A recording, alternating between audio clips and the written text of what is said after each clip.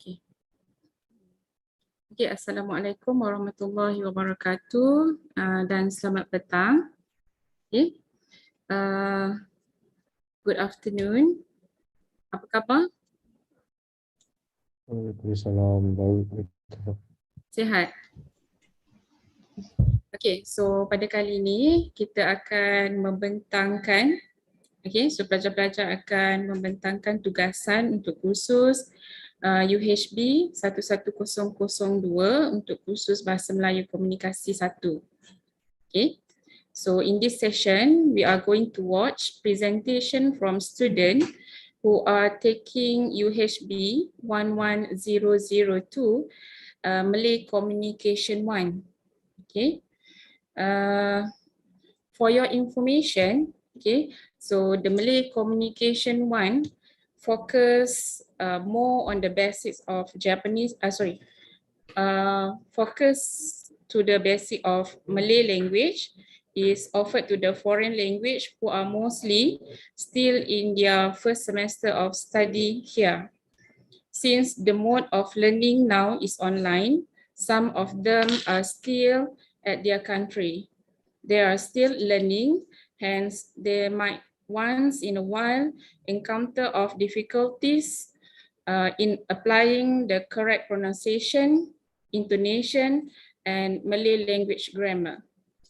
All the preparation and discussion with the lecturer as well as the other students were made online. Therefore, their determination in producing the presentation materials for today should be applauded.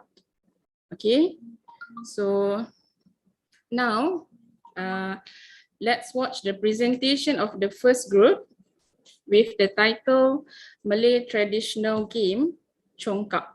Okay, there are 4 students in this group, which is Abdul Aziz Muhammad, Faid Al-Mikhlafi, Ali Muhammad Al-Hafnawi, Ahmad Jamal Hamud, and MD Bilal Hussein. Okay, so Ali Al-Hafnawi, okay, so will be moderator for this group. Okay, so let's welcome the first group.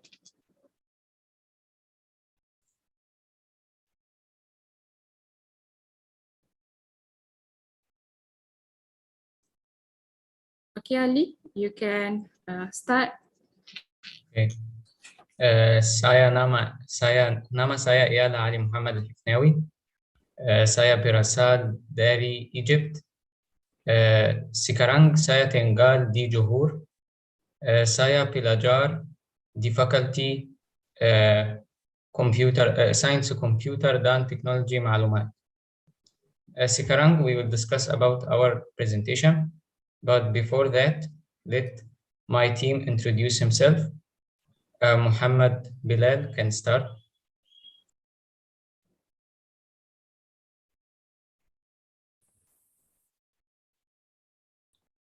Salam petang. Nama saya ialah MD Bilal Hussein. Saya berasal dari Bangladesh. Sekarang saya tinggal di Paritraja. Saya sedang belajar sarjana muda dalam subjek IT di University Tun Hussein on Malaysia.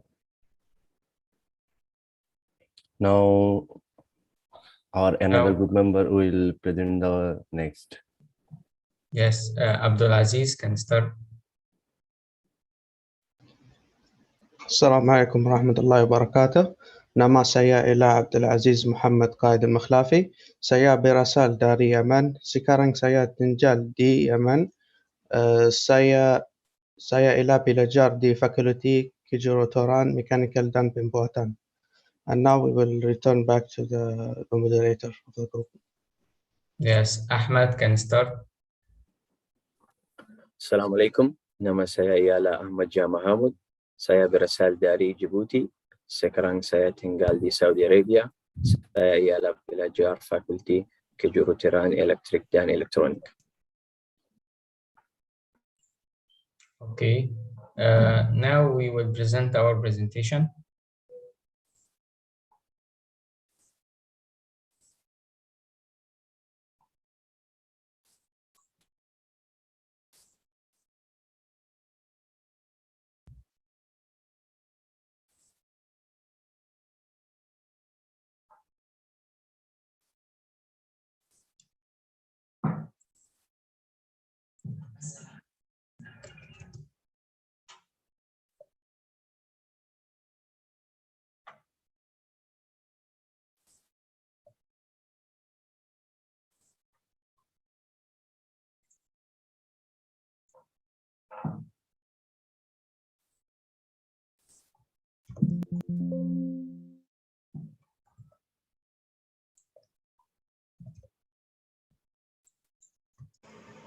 Assalamu alaikum, salam perkinalan. Sekarang we will discuss about our presentation video, which is about Konjkak.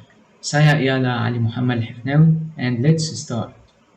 So today we will discuss about Konjkak game, which is a Malay traditional game. This is our group members.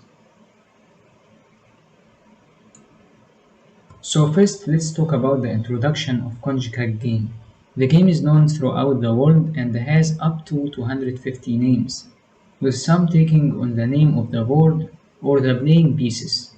For example, it's known as Joklek in Indonesia, Unjka in Philippines, Konjkak in Malaysia and Pironi. And also Konjkak game is known as Mankala, which is known generally in Southeast Asian. So now, let's talk about the history of Konjkak game. The oldest Mancala game was discovered in a Roman Egypt abandoned castle in the 4th century AD. In the 15th century, Indian and Arab traders most likely introduced this game to the Southeast Asia. It was introduced throughout the Malay world by merchants via Malacca, where the trade post was important at that time. It was once considered that the game was only for the king and his immediate family. However, it was later transmitted to the general population. Other than Malays, the Indian Piranakan also loves this traditional game. So this was our background summary. Bro, So now, let's talk about the Yes. bro, you paused the video. That's why it's only showing the first slide. Sorry? It's only showing the first slide. Let me see.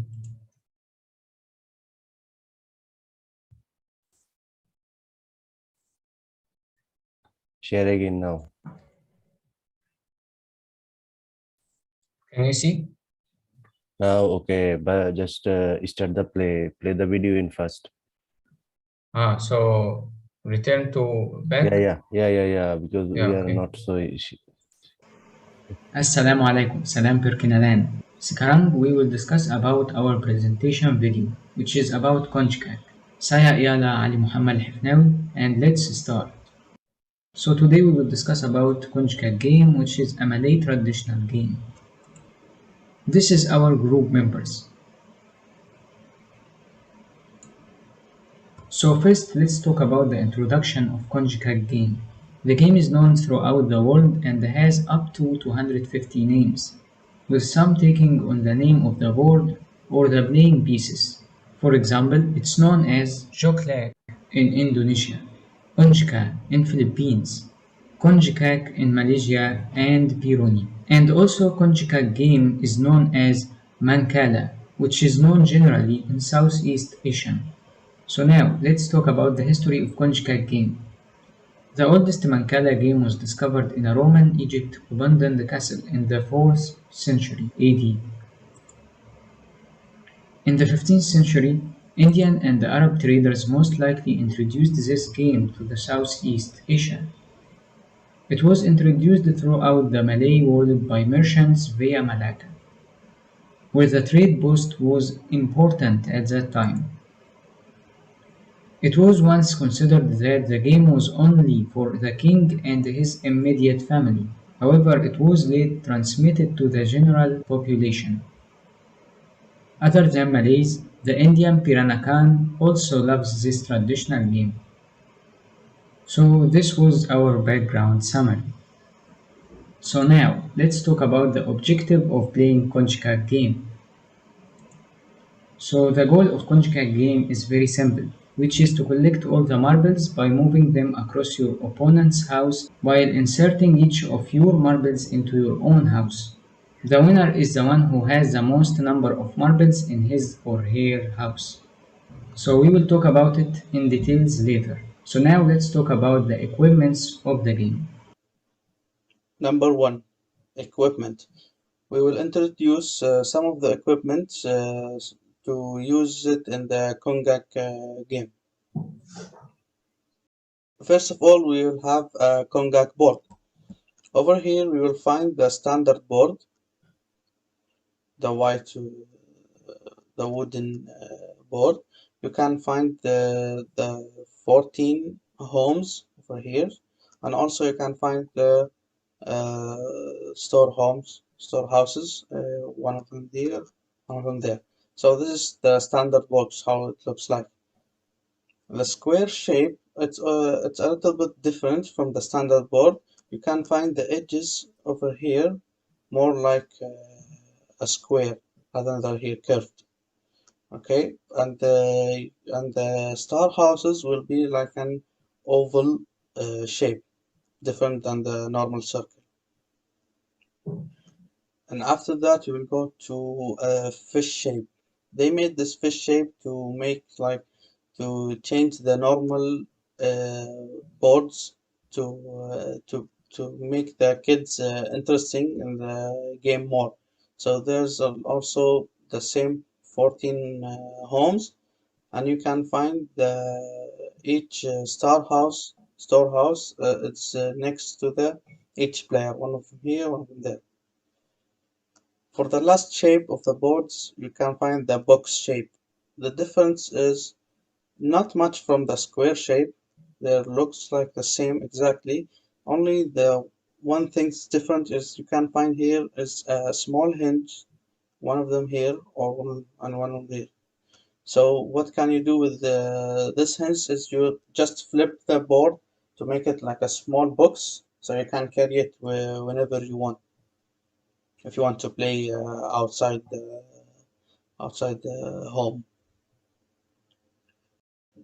For number 2 objects, we will get 2 objects. The first of all will be the marbles. It looks like a small colored glass ball. Okay, so you can use these marbles to play the Conga game, or if you don't have marbles, you can use the rubber seeds. It's like a small stones to use in the game. You can use these or this. Or number 3, we will introduce how to play the Conga game next, but I will pass my turn to Muhammad Bilal.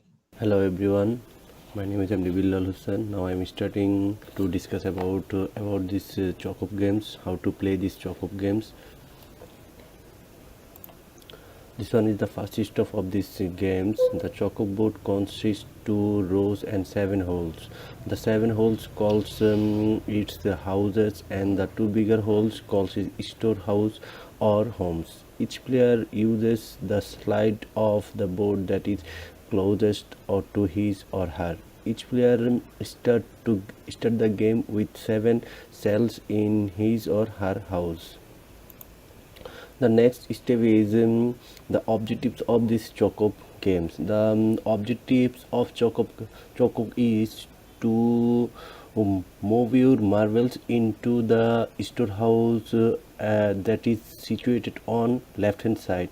The first person to empty all of his or her house in the winner. If you drop a marble into an empty house, you take a marble from your opposite house. The third step is place to chalk-up board on a level playing surface between you and your opponent. You should each have 49 marbles. Before the game start, fill your 7 houses with 7 marbles.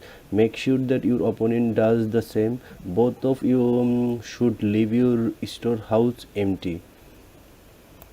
The fourth step is to decide who will go the first. We need to take a moment to decide who will take a first turn. You can determine who will go first by flipping a coin and or allowing to youngest player to go first.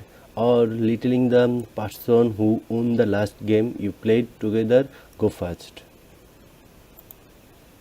The fifth step of these games is scoop up all the marbles into any house on your side, then drop a marble into the next house and continue to deposit one marble into every house into a clockwise fashion. You should also drop a marble into your storehouse each time you pass it, but do not deposit any marble into your opposite storehouse. Hello, assalamu alaikum. My name is Ahmed Jama and I'll be explaining slides 15 through 18. If the last hole into which you dropped a shell has shells in it, take all of the shells in that hole and put them in your storehouse, and continue moving around the board just like you did in the beginning of the game. If empty, leave your shell in that hole and end your turn. You are mati and it is now your opponent's turn. If you're a storehouse, you get another turn. Take all of the shells out of any hole on your side of the board and continue to play moving around the board clockwise. If empty plus is on your side, plus you move going around the board at least one time, take this last shell and all of the shells from your opponent's hole, which is directly across from you, and put them all in your storehouse. It is now your opponent's turn. After the first player turn ends, Mati, the opponents, begin her turn and plays in the same manner. The round ends when one player runs out of shells on his or her side of the board. If you run out of shells first, your opponent wins the round. The winner of the round goes first in the next round. Now we're going for the second round.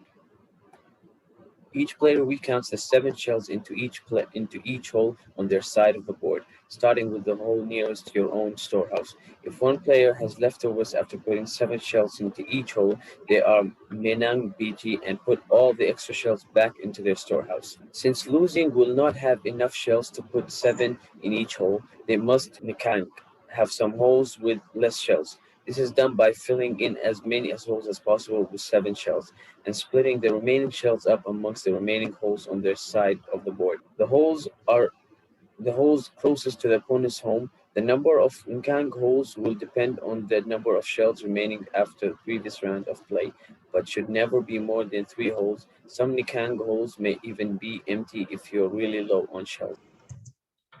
So before going to the activity bar, we wanted to show you some vocabularies. Here is it. Can you see it? Okay. So me and my team will introduce some vocabularies. I will start, then Muhammad Bilal, then Abdul Aziz, then Ahmed. Okay. So I will start with the first word, which is konjkak. The translation of konjkak in English is the count game. So Muhammad Bilal. Second one is Sunung. It means fire or band. And the third is Bulong. It means hole. Now start my another group member. Number 4 will be store lubang, which is mean whole store. Number 5 Roma, house, and number 6 store Roma, home store. Number 7 is Gurli, which means marble, and number 8 is Kawalan, which means control. Okay, number 7 is Julie, which is marble. Number 8 is Kawalan, which is control. Muhammad Bilal. Now number 9 is precision and it means process. Number 10 is Lanku, it means skip. Next. Lawan, which is mean opponent. P-main, which is mean player. Posing, turn. Tembukan means opening. Bergerak means move. Papan means board. Perempuan means girl. Piraturan, which means rules. Permainan, which is mean game, and kosong, which means 0. or empty. Okay, now let's talk about the activities. So now we need to inform all the viewers that we have two enjoyable activities. So the first one will be Q&A, which will be questions and answers using Google Form, and we will share the link during the live event. The questions are very good and easy. Of course, the question will be about the Conjugate game and it will be very easy and nice. And anyone submit his answers, he will take a certificate from us. This is the shape of the certificate that you will take. So stay tuned for it and have fun doing the quiz. The second type of activity is that you actually can play this game using your mobile phone with your friends and globally. By downloading this game on your mobile, you will be able to enjoy the game with your friends very easily. So also in the live event, we will show you how to play this game and it will help you to know the rules of Conjugate game very deeply. Thank you for watching. This is the end of the video. Salamat tinggal. So before we share the link of the activity, we can answer any questions.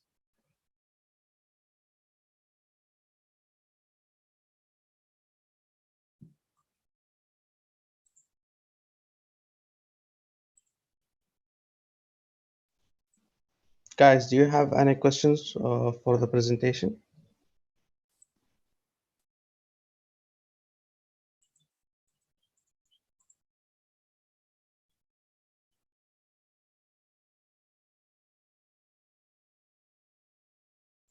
I think it's clear. Thank you.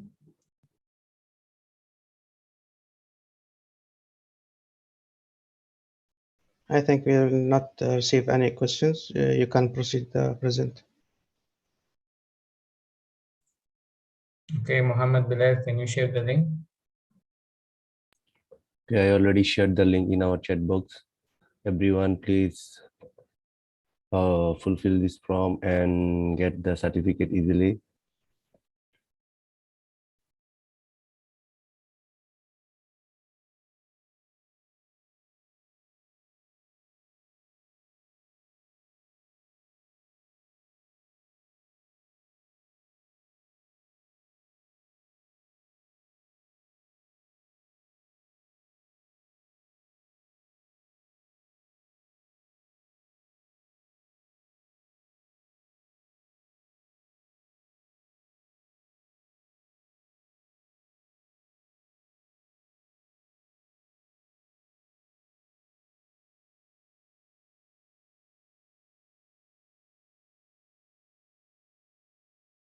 Ali, can you share the quiz, please?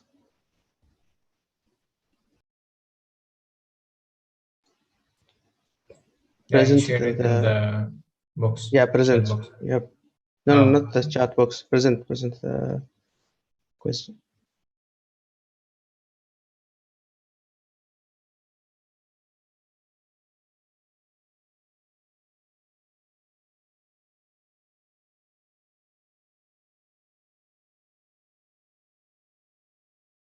Yes, okay, just answer.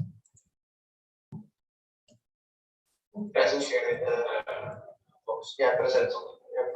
No, not the chat box. Present.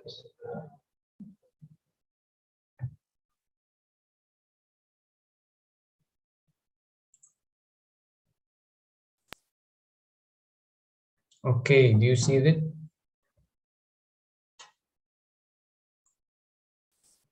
Yes, yes. So here is our activity, which is simple questions. You need just to answer it, and then you will take your certificate. Just make sure you write your email here because the certificate will send on your email.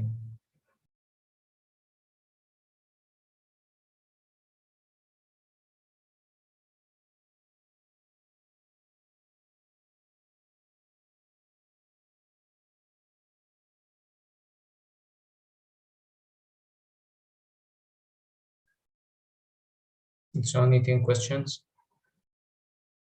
So everyone proceed.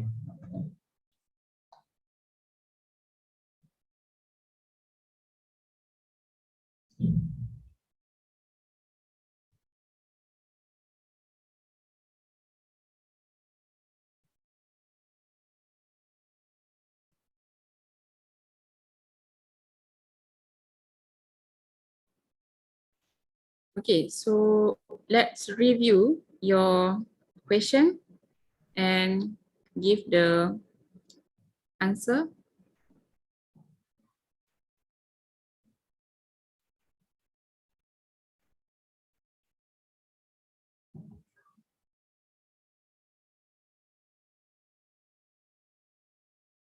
Okay, the first question is Konchka game is a traditional game or modern game?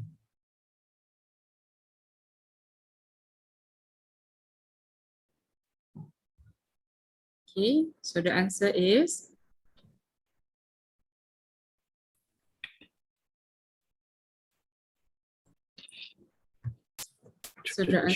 traditional game. Okay. Traditional Yes. games. Yes, Doctor. Traditional. Okay, next question. Next question. Where does Konchka game played often? It's Indoor activity or outdoor activity? indoor activity. Indoor activity. Yes. Okay. How to win the game? Make your opponent take all the marbles, collect all the marbles or most of them to yourself. Can you ask your other group member, friends, Yes. answer this? Anyone need to answer it? Yes, I will answer it. The answer is the second one. Collect all the marbles or most of them to yourself. Okay, right. Have you seen a fish shape of Conjugal game board during the presentation? Yes. Yes. I did. Okay. How many conjugal board we exposed in the presentation? 4 boards. Okay. How many marbles in the game for both players? 98. Yes. When the game reached Southeast Asia? In the 15th century. Yeah, okay. You need how many players to play conjugal game? 2. 2. How many homes or store homes in the game board? 2. 2. How many objects in the presentation? 2. So this is the answer of all questions. Submit. Okay, just write the name.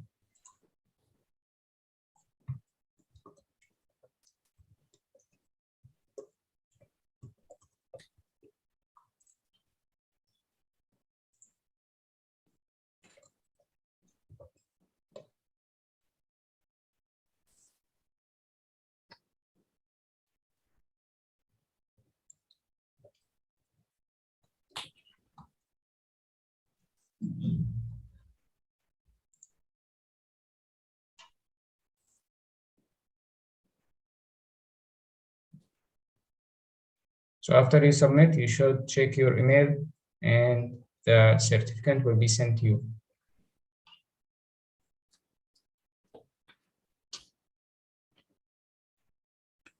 So now, anyone have questions? If not, we can share the gameplay, which is on the mobile application, and show you how to play it.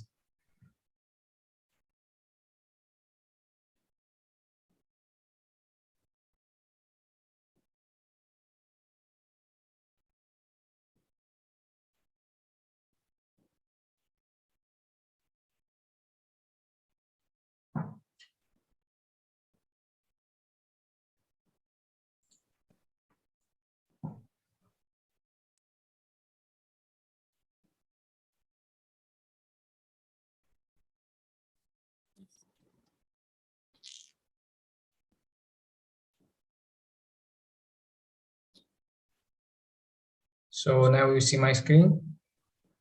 Yeah. Yes, this is the game, Mancala game.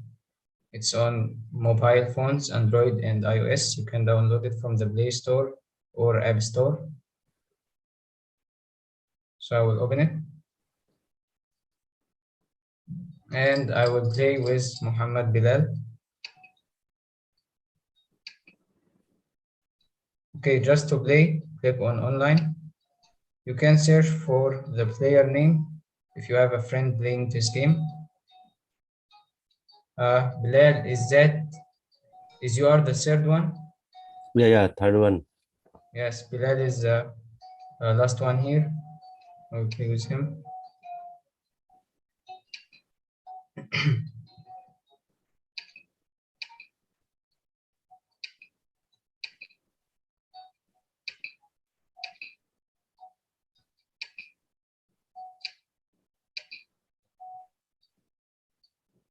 So now I'm playing with Bilal. So in this game, Bilal will start. He should collect more marbles in his house or home store. So the game is moving clockwise, anti-clockwise. So I will start. As you see, if the last marble of my turn ends in the home store, I will take another turn.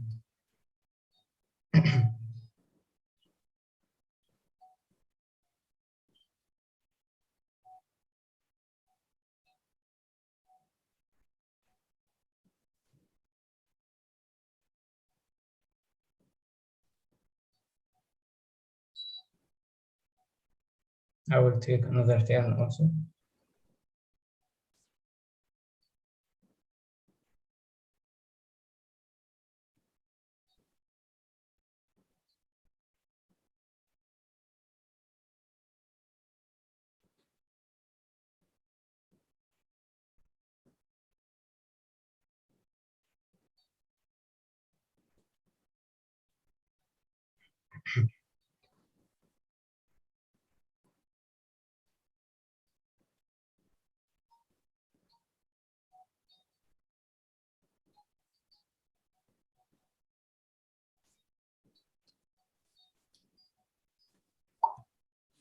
As you see, I take one of Bilal's marble because my marble, when the last marble of my turn ends in an empty house, as you see, it was empty.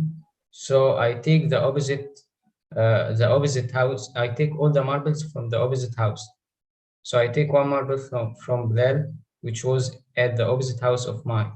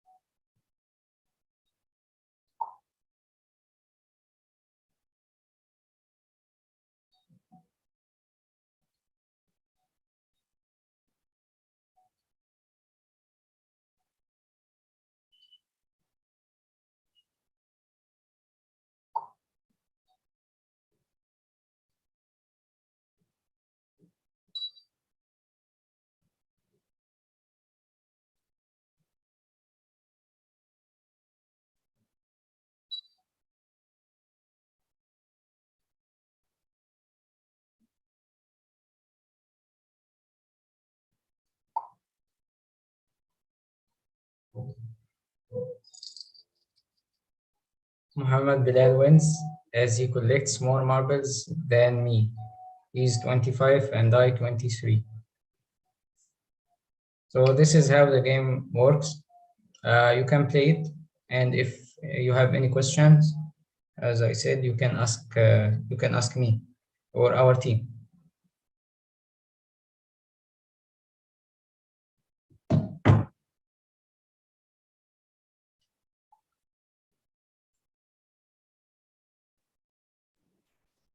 Okay, so Ali finish group 1 presentation. Yes, we Yes, can. Doctor. Okay, so that's the presentation of the first group with the title Chongkak. Okay, thank you thank you group 1 for the presentation. I hope all of you will get some knowledge about Malay culture from the presentation. Okay, and then next, let's watch the presentation from the second group with the title Putri Gunung Ledang. Please welcome to the first group. Okay, so this group, there are 5 students in this group, and the group member is Khairunisa Azahra, Mukhtar Abdul Karim Sani, MD Rashidul Zaman Reza, Mustafa Muhammad M. Bakur, Muhammad Nas, Abdul Baki Abdul Wahab. Okay, and Mukhtar Abdul Karim Sani will be moderator for this group. Okay, so let's start for the group 2.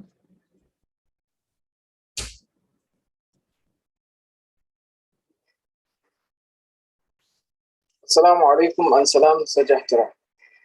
Nama saya ialah Mukhtar Abdul Karim Sani. Saya berasal dari Nigeria. Sekarang saya tinggal di Parit Raja.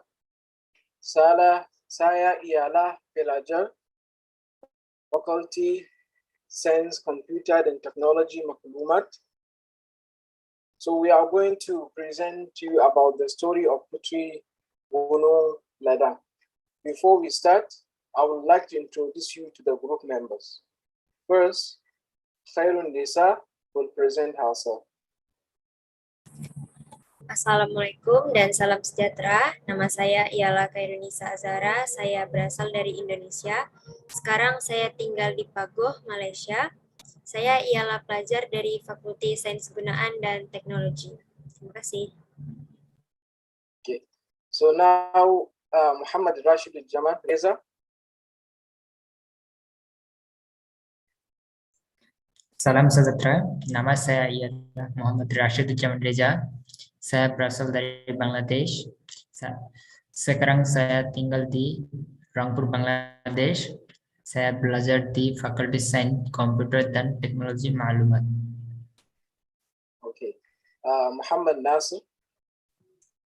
Assalamualaikum dan salam sejahtera. Nama saya ialah Muhammad Nasr Abdul Baqi Abdul Wahab.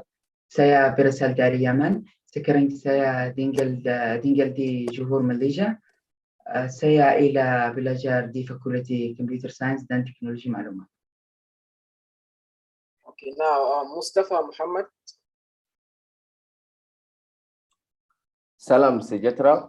Nama saya ialah Mustafa Muhammad. Saya berasal dari Niger. Sekarang saya tinggal di Parit Raja. Saya ialah belajar Fakulti Teknologi Maklumat. Okay, these are the group members of group 2. So as I said, we are going to present about the story of Putri Gunung Ledang. Now I will share my screen.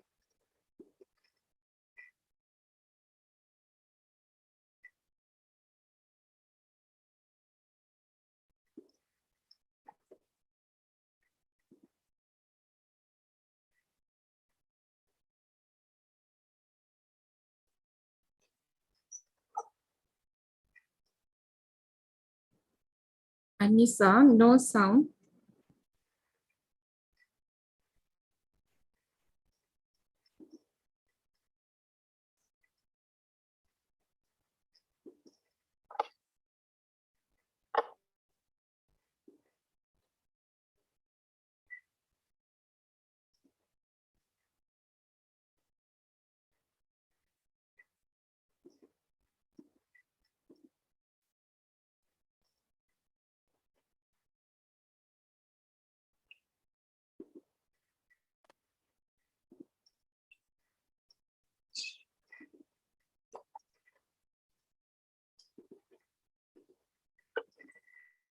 I'm sorry for the inconvenience.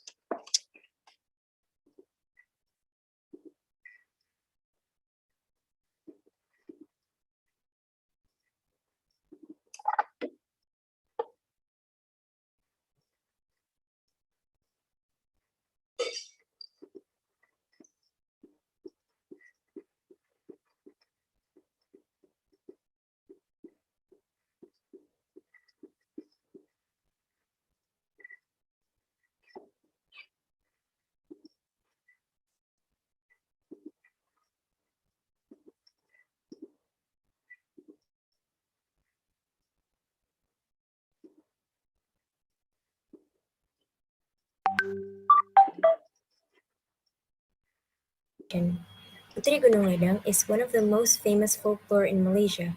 Folklore is a legend or tale that originates among a nation or people, especially those that are part of the oral tradition of the general public. Gunung Ledang is located in Tangkak, Johor, Malaysia. The summit is located between the border of Muar and Malacca. The height is 1,276 meters, making it the highest peak in Johor. Ancient history and myth show that Gunung Ledang was a rich gold depository, attracting traders from Greece and China. In the 14th century, Chinese sailors who crossed the Malacca Strait called it Kimswa, which means Golden Mountain. The mountain was named Gunung Ledang, which means mountain from afar.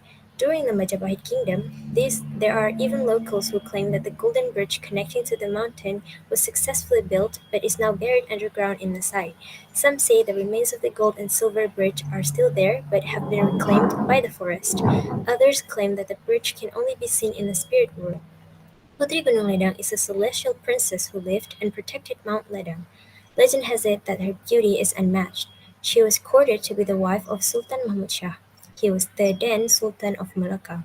However, Putri Gunung Ledang established 7 impossible conditions for him as a mean of rejecting his proposal.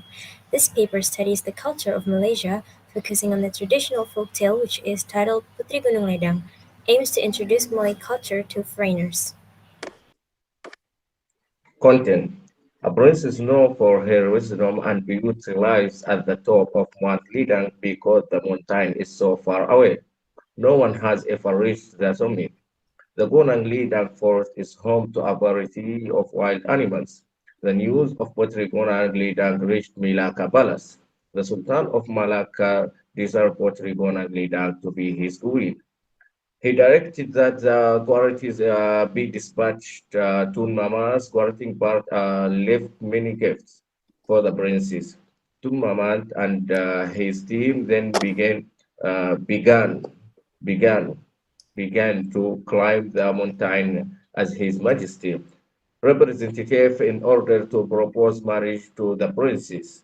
The ascent to the mountain summit as arduous and fraught with a peril. The difficulties in their journey were exacerbated when heavy rain struck them midway up the mountains. Sangsi was unable to continue traveling, so Laxmana, Hang Tuan, and Dun Mamad continued their ascent. But unfortunately, there was a point where Laxmana, Hang Tuan had to turn around. In the end, Tun Mamat was the only man who kept climbing with all the spirit and effort he put into himself. He finally made it to the top of the Mount Ledang. Tun Mamat was astounded when he first saw the scenery. He was taken aback when he discovered a lovely garden full of blooming flowers. Birds swarming can be heard all around the garden, and beautiful butterflies were flying around. The garden gives him a peaceful feeling as if all his tiredness from his journey fell away.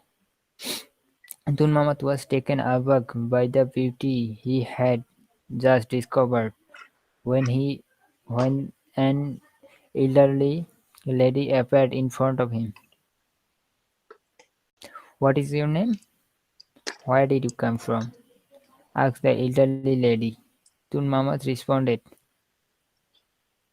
gently, My name is Tun Mamat and I am the Malacca representative of Sultan Mahmud Shah. I came here to meet Putri Gunang Ledang after His Majesty proposed to her. May I ask who you are? Hello, my name is Nani Kibaya and I am the guardian of Putri Gunnu Lidang. Regarding your proposal, please wait here for a moment while I inform the princess, replied the old lady before disappearing.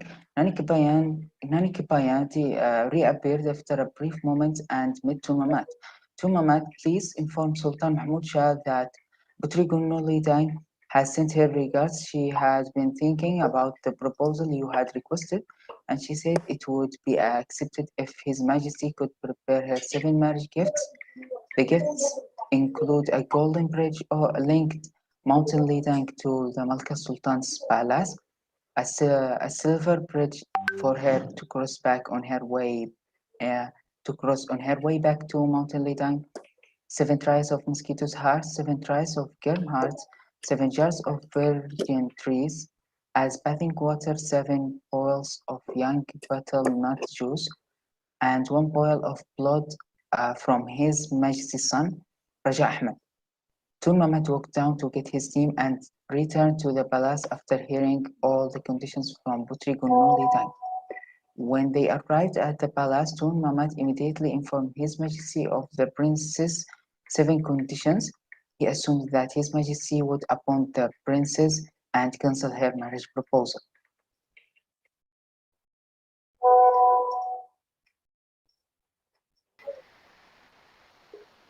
Surprisingly, His Majesty agreed to fulfill all of the conditions.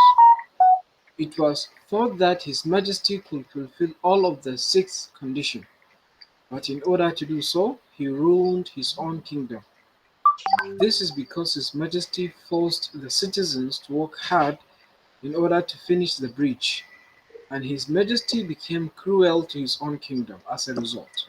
However, in order to complete the 7th condition, His Majesty encountered a major stumbling block.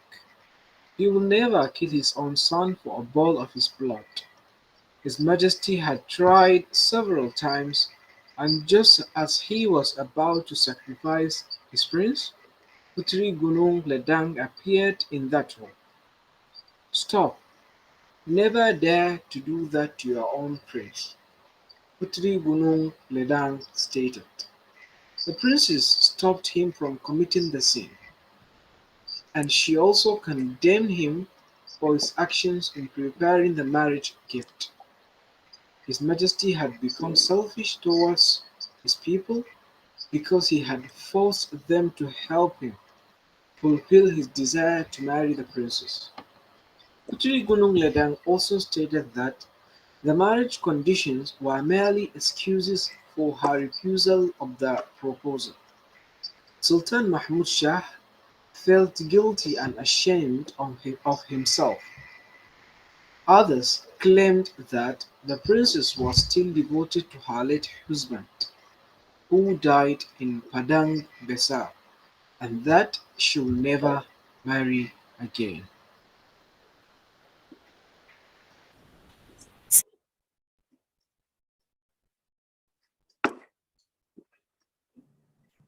So this is some of the new vocabularies that we've learned while making this project. So the first one is Putri. It means princess. The second one is Gunung or mountain. The third one is Besar. It means big. Fourth is Cantik or beautiful. The next one is Hadiah or gift. And then the next one is Istana or palace.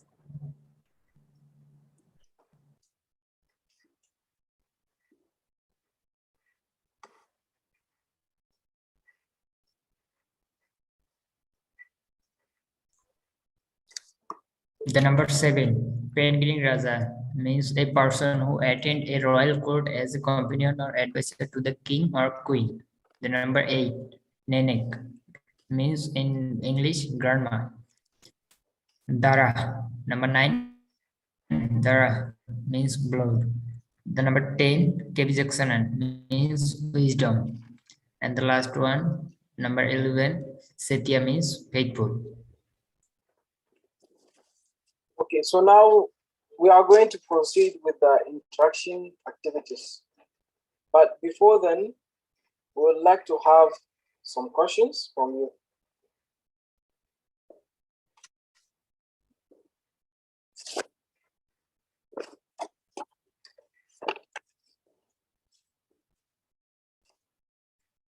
Is there any question before we proceed?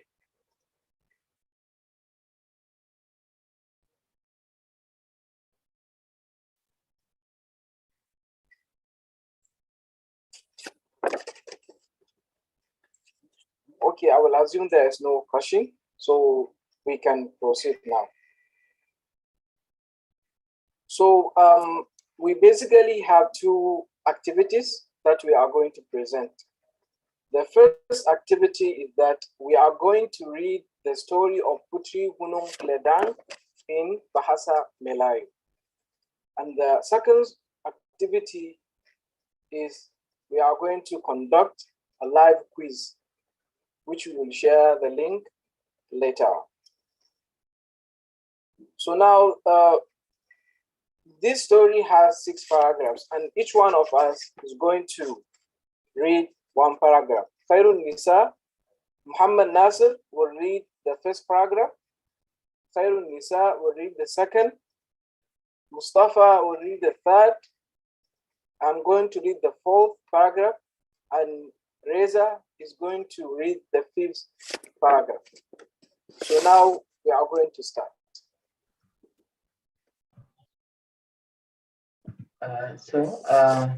Dibuchang Gunung Ledang tinggal seorang putri yang terkenal dengan kebijaksanaan dan cantiknya. Tiada siapa yang pernah sampai kebucha gunung itu karena iana sangat jauh. Terjebak berbagi bintang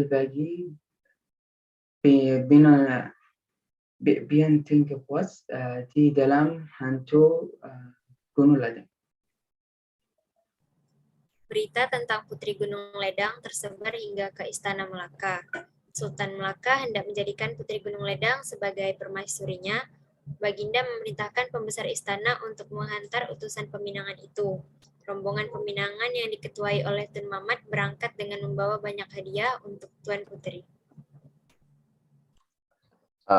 Mereka mengambil bagai rencana untuk sampai ke Bonsok Gunung di pertengahan jalan. Mereka bertemu dengan ini Hibayan. Setelah bertanya arah istana, Tuan Putri Tun Mamat dan ahli rombongan yang meneruskan berjalan. Mereka tidak tahu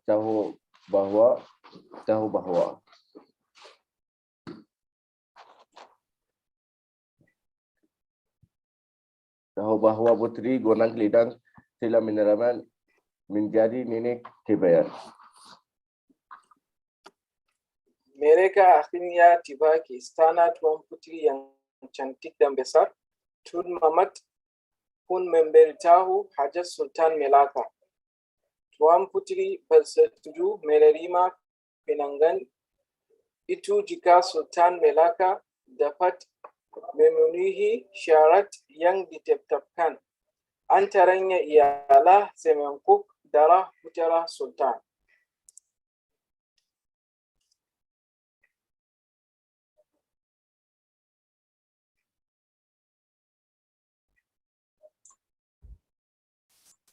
Setibanya rombongan ke Malaka, Tun Mamat segera memberitahu Sultan segera syarat yang diminta oleh Tuan Puteri. Akhirnya Sultan Malaka membatalkan niatnya untuk memperisterikan Tuan Puteri kerana tidak sungguh membunuh anaknya.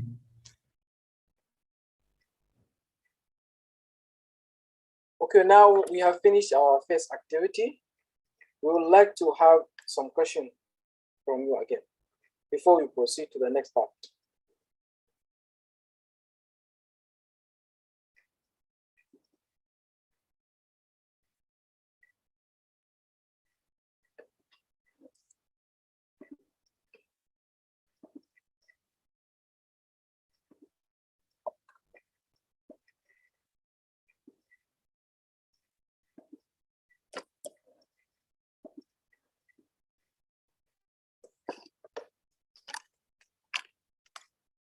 Okay, so now I think we are ready to head to the second activity. So as I said, this second activity of ours is just a quiz, which we are going to conduct using our quizzes platform. So I'm going to share the link on the chat box so that you can follow the link.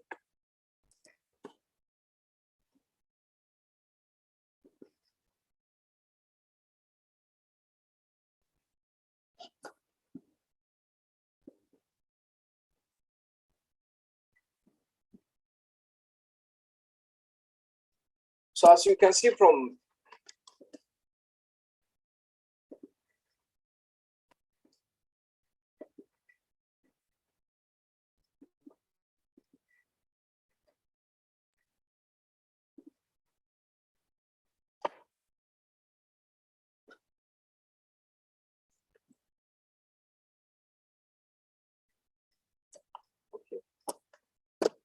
so this is the link, as I said, that the link is, you can find the link on the chat box. So you all are welcome. You can follow the link and you can have the quiz together.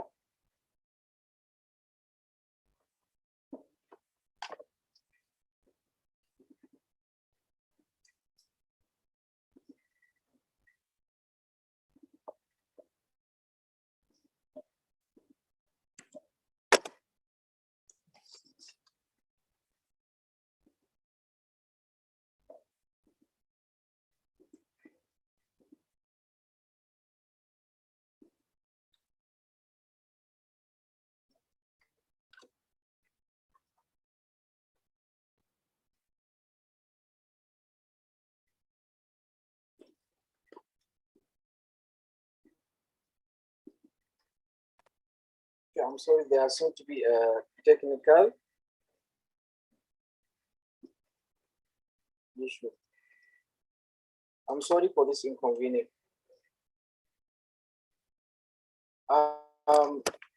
Muhammad Rashid, would you mind please showing your screen? Oh, okay.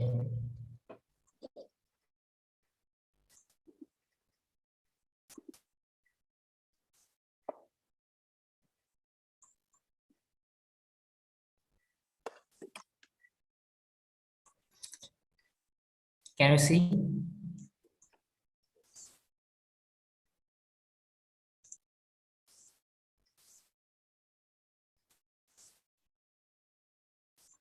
Yes, we can see the screen. Okay. This is the link of the quiz, and here I am gonna answer the questions.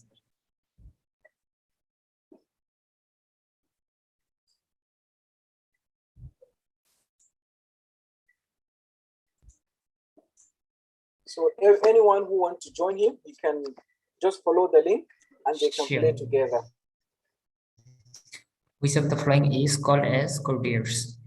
The correct answer is 3. A person who accompany king or queen on the way to royal court as a companion.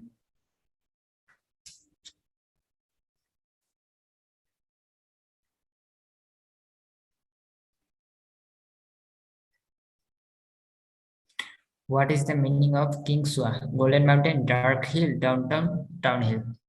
The answer would be Golden Mountain. Question: which of the following is called as co-trials? Option 1. 3. Option 2. Who was Tulmamat according to the story? Friends of Princess, Sultan's friend, King's servant, Sultan of Malacca's representative. The answer is Sultan of Malacca's representative.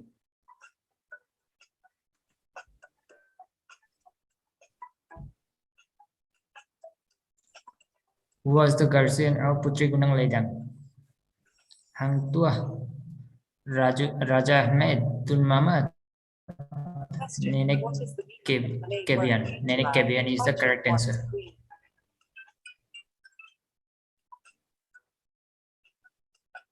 Question: which of the following describes most about the word human? Option 1. Mountain. Option 2. Desert. Option 3. Sea. The story Putri Gunung Ledang is about of which states?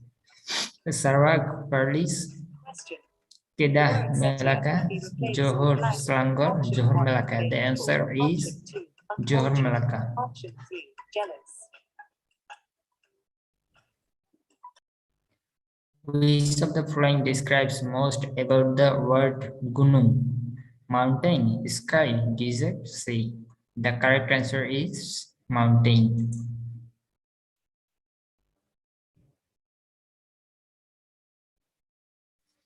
The word sete can be replaced with jealous, unfortunate, faithful. The correct answer is faithful.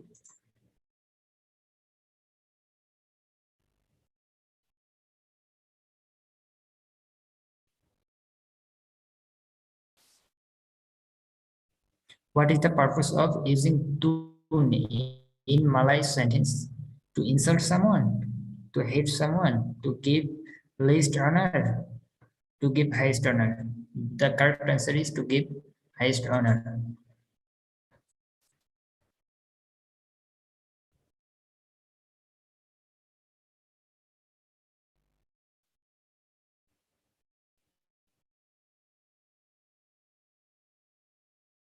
What is the meaning of Malay word putri?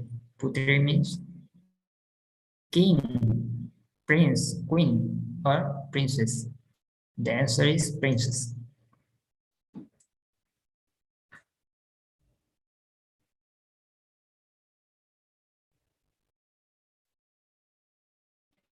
Who is Raja Ahmed? Friend of Tun Mamat, second prince, father of Nenek Kebian, majesty son of Tun Mamat. Majesty son of Tun Mamat. Here is all the question answered. And the progress is 100% accuracy.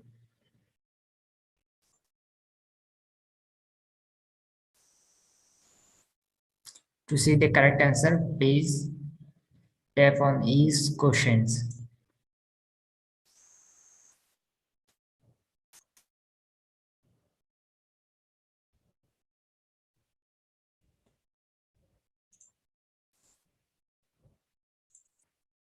Thank you.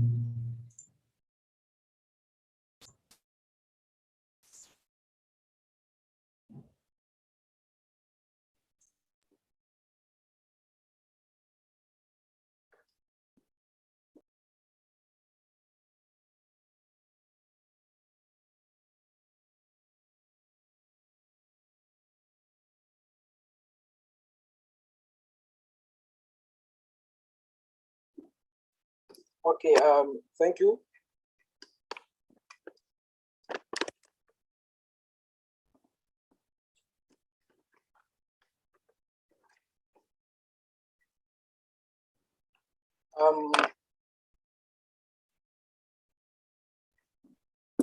You actually can practice this quiz because we share the link. You can practice. It will help you improve your Malay words vocabulary. So you are always welcome to practice and try. So now we will head back to to our presentation, where Muhammad Nasir will give us a conclusion. Muhammad Nasir, you are ready?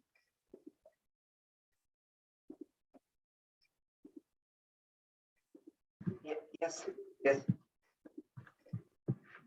So to sum up, Butri Gunuli Dang's story teaches the value of justice and selflessness. Despite the Sultan of Malka's effort to marry the beautiful queen, she took advantage of the opportunity to make him to the test to see if he was justified. She then set standards for him that would jeopardize the lives of his community members, not to mention the sacrifice of his son for the sake of marrying this lovely queen. Surprisingly, despite knowing the impact that had on his own people, he followed her lead and did exactly what she asked. She demonstrate to her that he is unjust and she will not marry him. The Sultan was either too proud or too blind to recognize that all the prince's conditions were the reason for her rejection of this proposal. The Sultan's action was that he is a self-concentrated person in terms of the story itself. There is evidence of deep love between Butrukino Lidang and her husband, as the princess remained loyal to him even after he did. Okay, thank you, Muhammad Nasir. Thank you very much.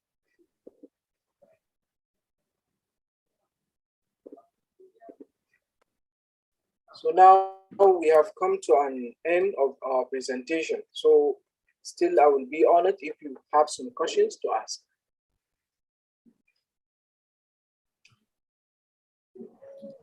So, okay, Mufta, finish presentation for group 2. I want to say something that we wrote the story and I shared the link in the chat. You can download it in Google Drive form.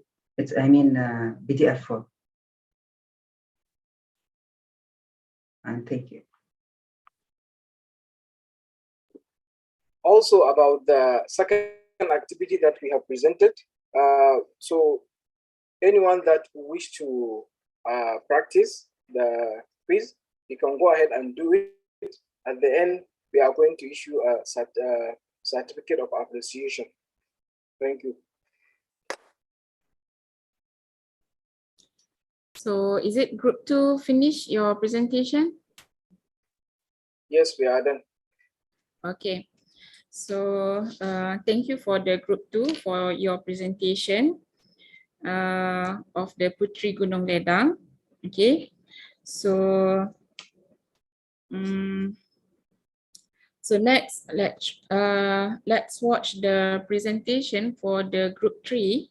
Okay, with the title Malay Traditional Clothing. There are 5 members for the group 3, which is Muhammad Rafi Rizwan Shah, Salah Ad-Din, Faris Faiz, Zakaria Sahal, and Muhammad Tarish Al-Qadasi. Okay, and Salah Ad-Din will be moderator for this group. Okay, so please welcome for the group. Okay. Hi guys, how are everyone? Salam sejahtera, nama saya ialah Salahuddin Taha. Saya berasal dari Yemen. Saya belajar di Fakulti Sains Komputer dan Teknologi Maklumat UTHM. Please, Faris, can you introduce yourself? Salam sejahtera, nama saya ialah Faris Faiz Basali. Saya berasal dari Yemen. Saya belajar of Functionality Science, Computer Technology Maklumat UTHM. Thank you, Faris. Okay, could you please turn on your camera when you are talking?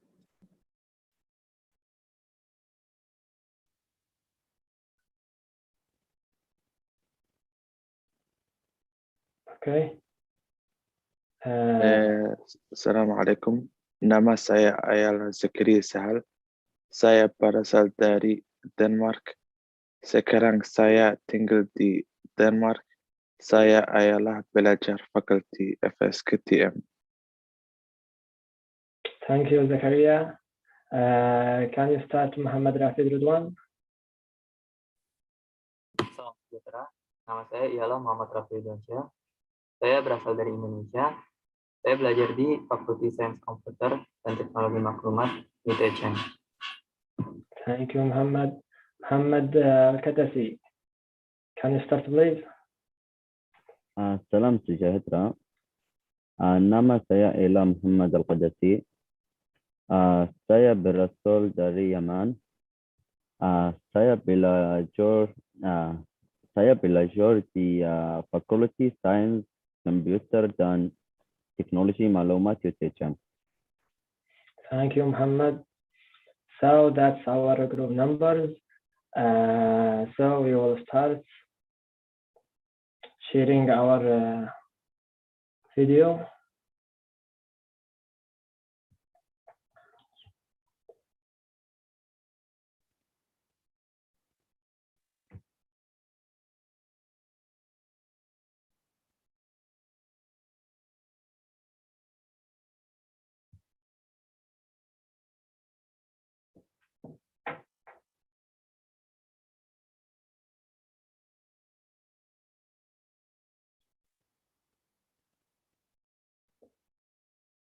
Can you hear, guys? No Is the sound. voice clear or no? No sound. No sound.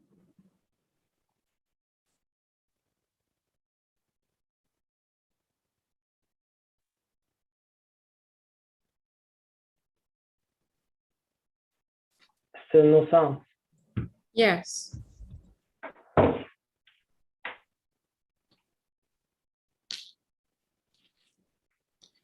Please click share sound when you share screen.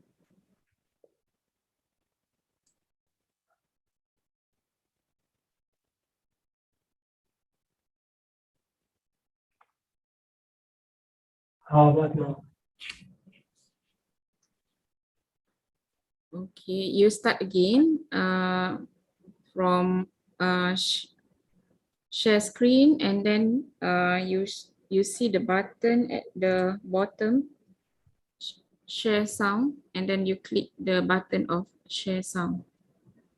Okay, just a moment.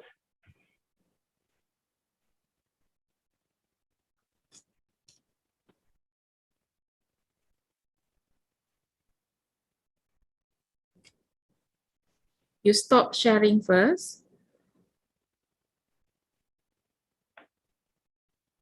Okay. And then you click button sharing. Okay. And then you will see at the bottom of the screen, Share sound. Okay. Share sound. Okay, so you click share sound. Some men prefer wearing. Yeah. Now it's clear. Yes. Okay. Saya belajar. Today I'm going to present the introduction about the Salam sejahtera. Indonesia Maklumat. introduction about the traditional clothes in Malaysia. Traditional clothes in Malaysia. Malaysia used traditional clothing as a culture marker of their civilization. Malaysian is dominated by three cultures: Malay, Chinese, and Indian. Aside from that, Malaysia is a cosmopolitan country with its own traditional attire. Bayu Crowing and Bayu Melayu are the traditional clothes of the ancient Malay community. The Malaysian population of India and Chinese heritage are similar. The figure below describes the traditional clothing of the Malaysian people in terms of race. Malaysian Malay population traditional clothes is one religion. For example, is now as baju covering behind man wore blazer Malay kickle missing with black pants and semining outside while women wore baju Melayu kickle missing with black pants and semining. Malay is the most prominent ethnic group in Malaysia. Pakaian is the word for clothing in the official language. The traditional dress is different from males and females and is usually in bright and loud colors.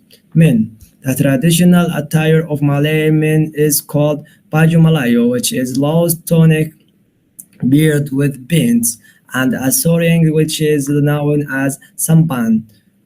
Men also wear the traditional hat called songko or kobia with it. Some men prefer wearing batik shirts with pants. Women.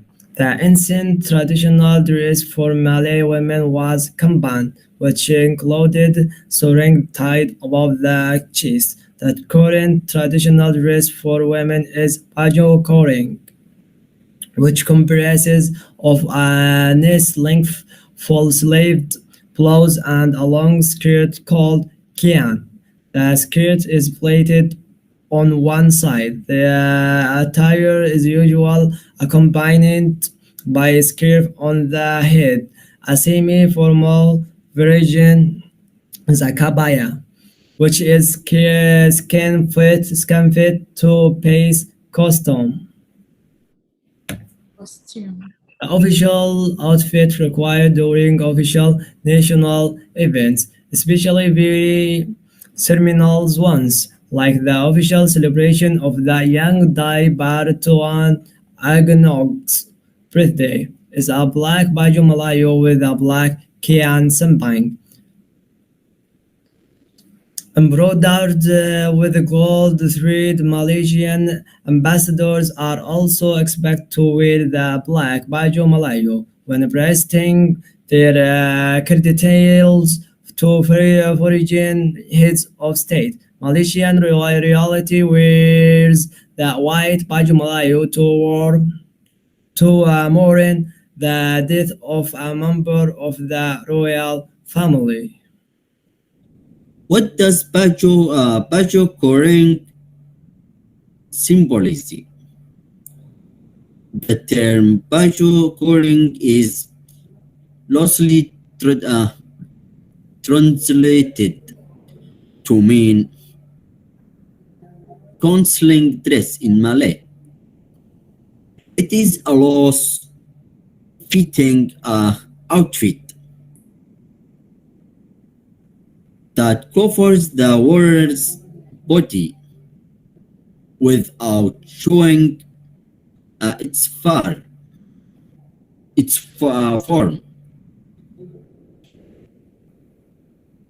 What are the traditional clothes in Malaysia? Baju koreng can be considered the most popular traditional clothes in Malaysia. The traditional baju koreng is a long sleeved knee length or sometimes shorter blouser paired with a long skirt that is called kain. Today I'm going to present you a couple of new vocabularies. Start from pakaian. Pakaian, it means clothes. Keagamaan, it means religious. Perkawinan, it means marriage. Majlis, it means ceremony. Sejarah, it means history. Kuno, it means ancient. Ajaran Islam, it means Islamic teaching. Budaya, it means culture. Textile, it means textile. Tradisional, it means traditional. Orang asli, it means indigenous people. Manik, it means beads. Bulu, it means feathers. Suku kaum, it means tribe. Kain, it means fabric. Kot, it means coat. Bunga, it means flower. Berwarna-warni, it means colorful. Perhimpunan, it means gathering. Lembut, it means soft.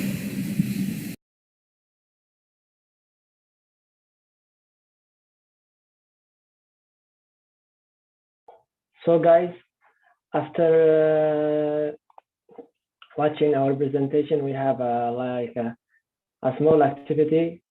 Okay, I will share the link with you and you will do it. If you want to do it alone, okay. If you want to do it together, that's okay too.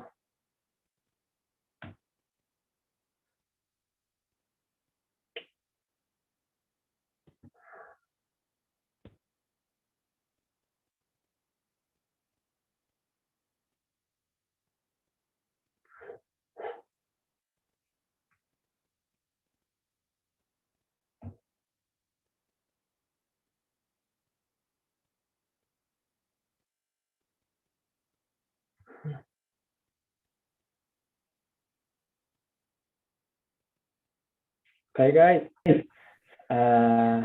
that's the activity. Okay, of our words. I will show you the question, and you can give me the answer, and we will say the correct answer. Okay.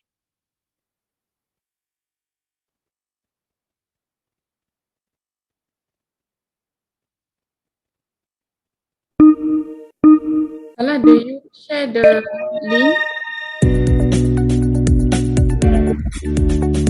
I will share the question.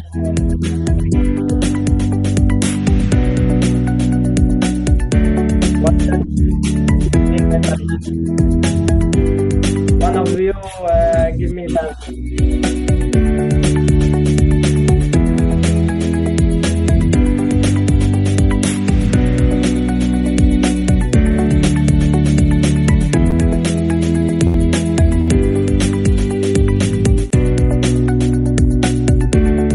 So guys, no one know what does it mean?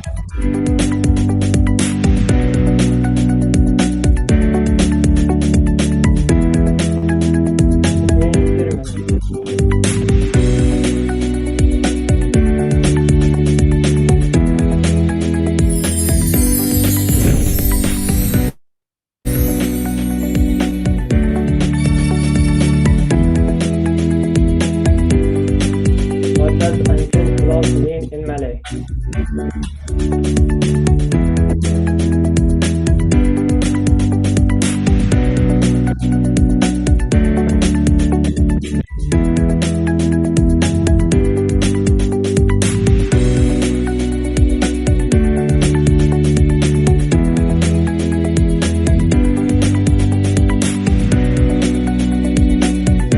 No one knows. Becky and Kuno.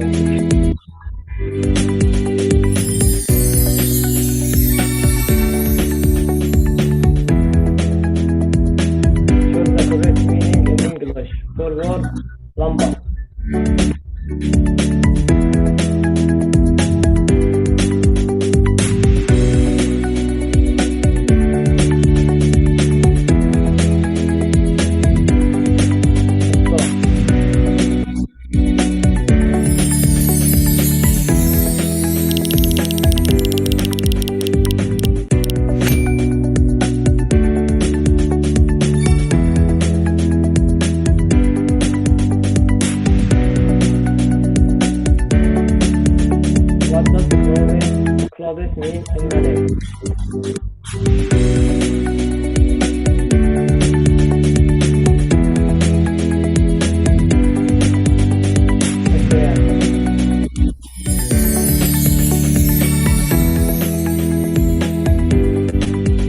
What does food mean in Malay?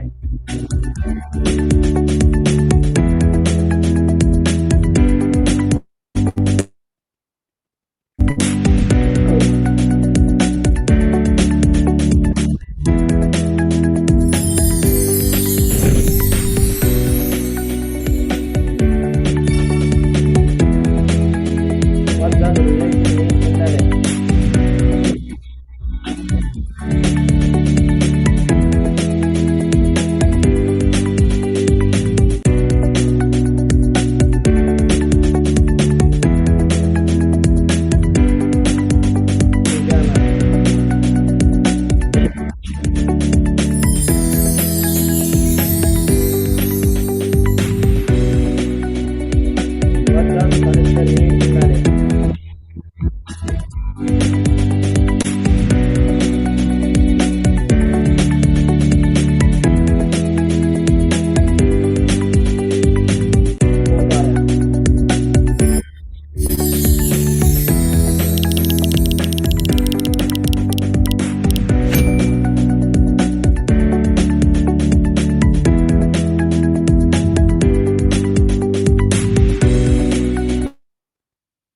What does furniture mean in Malay? What does Islamic teaching mean in Malay?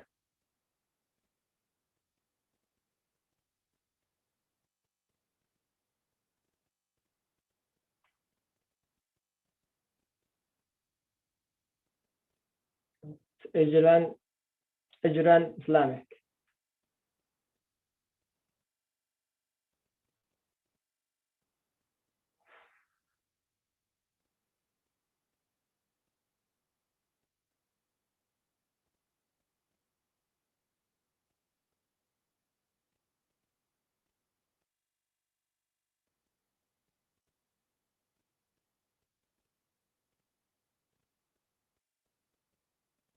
Guys, can you hear me? Yes. Sorry, it was my connection. What does the picture mean in Malay?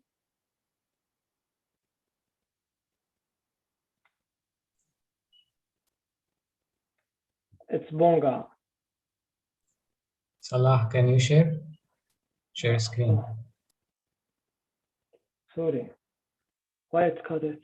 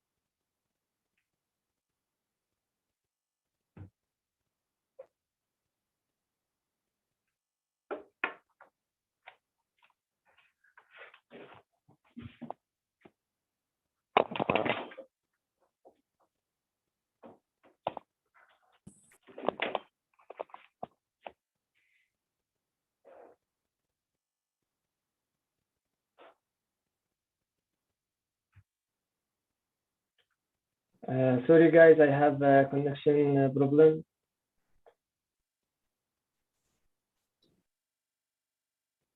So Salah, did you finish your presentation?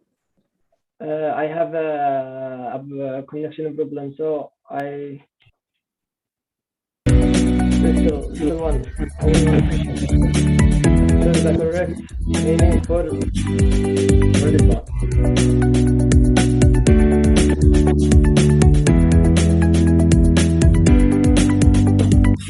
Marriage.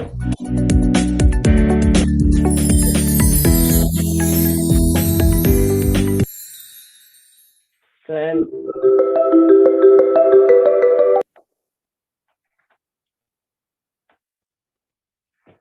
Uh,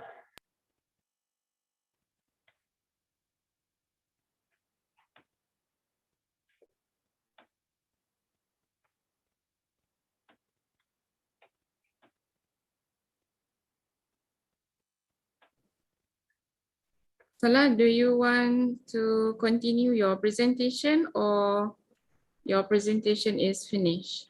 no, I want to complete just a moment. It's my connection. Okay.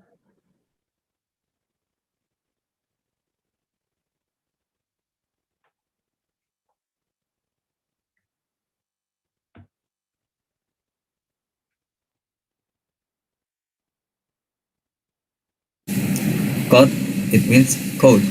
Can you hear the voice? No. Bunga, it means flower.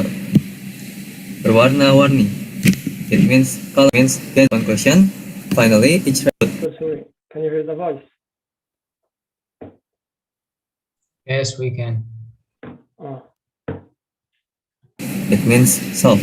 Lastly, the conclusion. The conclusion, finally, each race's traditional cloth is distinct.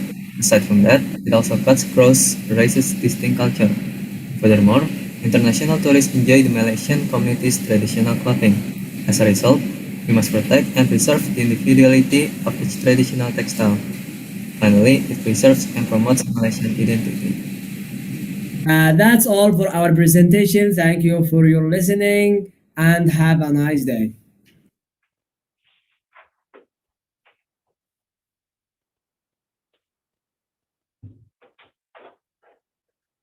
That's all for our presentation. Thank you for your listening and excuse me for my connection.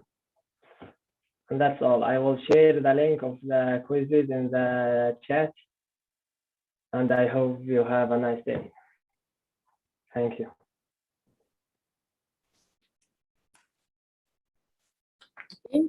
So that's the presentation for the group 3 with the title Malay Traditional Clothing.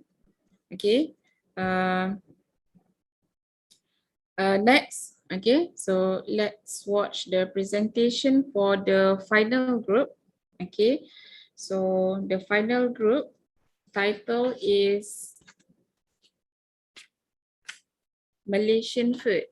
Okay, so there is 6 members in this group, which is Ahmad Shahrul Hadisang, Ravian Shah Norman, Felicia Arthur Limantara, Rabai Gamdan, Mukhtar Abdi Awale, and Ahmad Amin. Okay, and Ravian Shah Norman will be moderator for group 4. Okay, so please welcome the final group in this session. Thank you, Doctor. Assalamualaikum warahmatullahi wabarakatuh. My name is Rafian Shah Nurman. Nama saya ialah Rafian Shah Nurman. Saya berasal dari Indonesia dan saya berasal dari grup 4. Sekarang saya tinggal di Jakarta, Indonesia. Saya berasal dari Fakulti Sains Komputer dan Teknologi Maklumat. So in group 4 we have our member here. So they're gonna be introduce themselves. The first one is Ahmad. Salam sejahtera. Nama saya ialah Ahmad Amin Ahmad An-Nahari. Saya berasal dari Yemen. Sekarang saya tinggal di UTH University Tun Hassan Malaysia. Saya ialah pelajar Fakulti Computer Science dan Maklumat dan Teknologi Maklumat. The next one is Ahmad Syahrul. You can introduce yourself. Assalamualaikum warahmatullahi wabarakatuh. Salam sejahtera dan selamat datang. Nama saya ialah Ahmad Hadisan. Saya berasal dari Indonesia. Sekarang saya tinggal di Riau, Indonesia. Saya ialah pelajar di Fakulti Sains Komputer dan Teknologi Maklumat. Terima kasih. Okay, the next one is Felicia. You can introduce yourself. Halo, salam sejahtera dan selamat petang. Nama saya ialah Felicia Mantara. Saya berasal dari Indonesia dan sekarang saya tinggal di Batu Pahat, Johor. Saya ialah pelajar dari Fakulti Seni Bina dan Kejuruteraan Awan dan Seni Bina. Thank you. The next one is Rabai. You can introduce yourself. Assalamualaikum. Nama saya Rabi Hamdan. Saya berasal dari Yaman. Sekarang saya tinggal di Kuala Lumpur. Saya ialah pelajar Fakulti Sains Komputer, Teknologi Sains Komputer dan Teknologi Maklumat. Thank you. Okay, the last one is Mukhtar. You can introduce yourself. Assalamualaikum, salam sejahtera. Nama saya Mukhtar. Saya berasal dari Somalia. Saya Fakulti Kejuruteraan Awam dan Alam Bina. Sekarang saya tinggal di Beraja. Terima kasih. Okay, so let's go to the presentation. So we have already done the video. Let me share my screen first.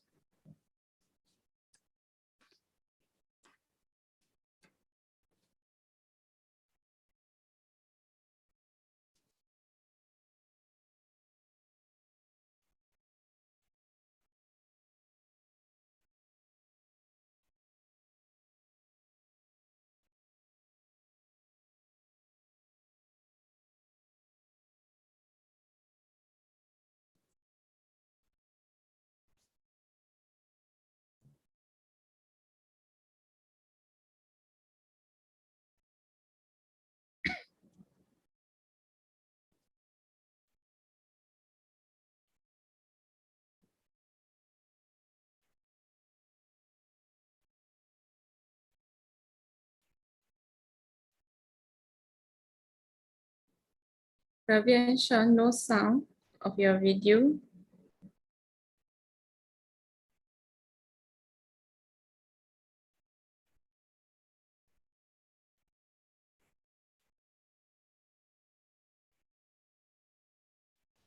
Try stop sharing.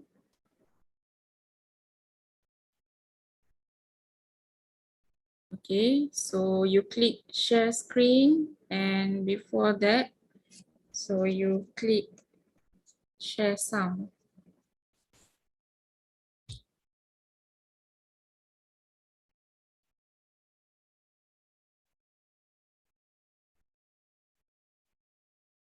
Still no sound.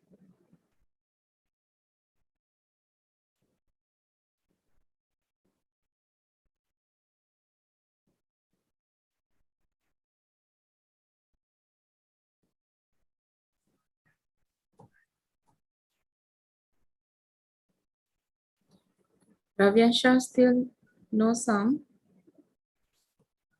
No sound. Wait.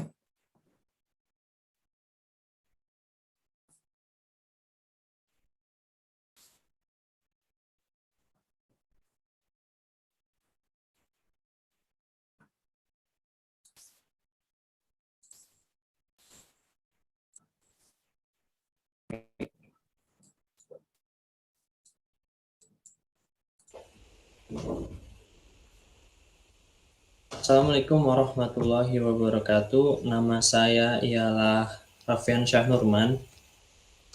Saya berasal dari Indonesia, saya international student. Sekarang saya tinggal di Jakarta, Indonesia. Dan saya ialah pelajar di UTHM, University Tun Hussein On Malaysia. Dan nomor pelajar saya ialah AI 210032. Dan tahun ini umur saya ialah 18 tahun. So now I will explain and present the introduction for our presentation today. Let's start with if we talk about culture. So what is culture? Culture is one of the important things that a country have. It's like from our ancestor. This is like habit that we always do. So if we talk about culture, of course it also related to food, right? We also think about food, yeah. So Malaysians have a lot of food, especially traditional food or cultural food. By this, almost all Malaysian food is the result of a blend Malaysia, Chinese, and Indian. So yeah, there must be a lot of things and kind of food in Malaysia. And Malaysia has three main ethnicity groups, which is yeah what I say lately: Malay, Chinese, and Indian. That's why Malaysian have variety of food or culinary styles. Almost all of Malaysian food are result of blend. Yeah. And Malaysia has a lot of iconic food or the main character of describing this Malaysia or representing this is Malaysian food. So it is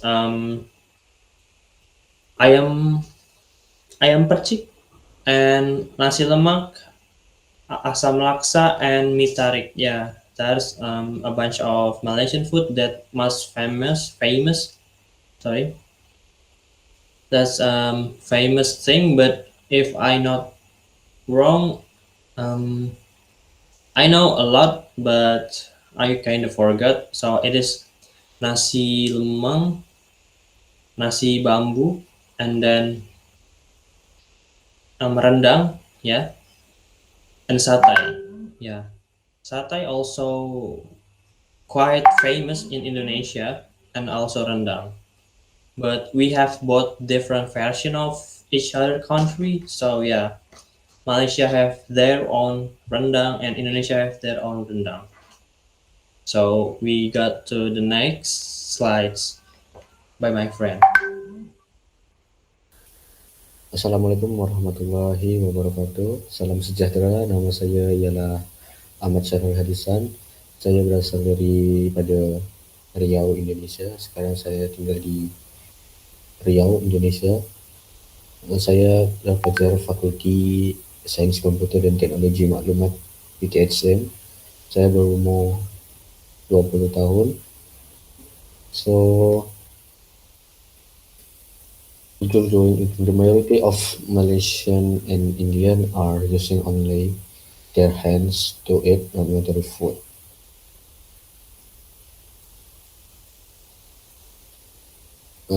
Not only for Malaysian and Indian, Indonesia and Japan also having that eating with bare hand culture.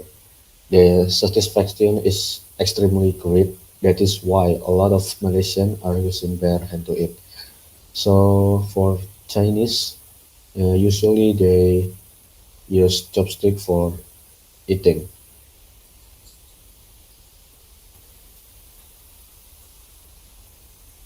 So herbs and spices from Malaysia. The specialty of Malaysian food is spicy. This is a specialty for Indian. Delicious or coconut milk. This is specialty for Malaysian. And sweet. This is specialty for Chinese. Coconut milk or santan in Malay is the basic ingredient in Malay food. Usually, this is used in every food like gulai or nasi lemak and so on. Not only spices that Malaysians use in their food, but they also use the herbal ingredients like lemongrass, pandan leaves, turmeric, and so on.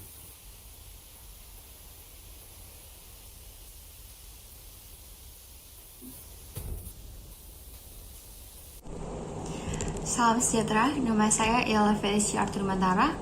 Saya berasal dari Indonesia. Sekarang saya tinggal di Batu Pahat, Malaysia.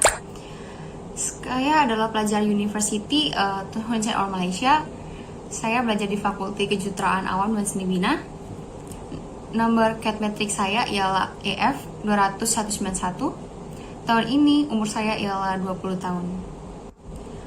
So I want to tell you about the characteristic of the Malaysian food. The characteristic of the Malaysian food is a coconut milk and use a lot of spices. Malaysian food also follow the culture of the Muslim community because the most of the Malaysian are Muslim. Usually, protein is the mostly taken from the beef, goat, lamb, buffalo, poultry, and fish. Meanwhile, pork and other types of non-halal food, also alcoholic beverages, are prohibited for daily consumption. So next, I want to tell about the traditional Malay cooking tools. The traditional cooking utensils that are widely used by the Malaysian today include the pan, periuk, and belanga. These tools are still used to cook food every day. They also use the special cook utensil. Like belanga, they use to cook curry. So that's all for me, and the next part will explain by Ahmed. Thank you. Hello everybody, salam sejahtera. Nama saya Ahmad Amin Hari. Saya berasal dari Yemen. Sekarang saya tinggal di Kuala Lumpur. Saya adalah pelajar Universiti Tun Hasan Malaysia.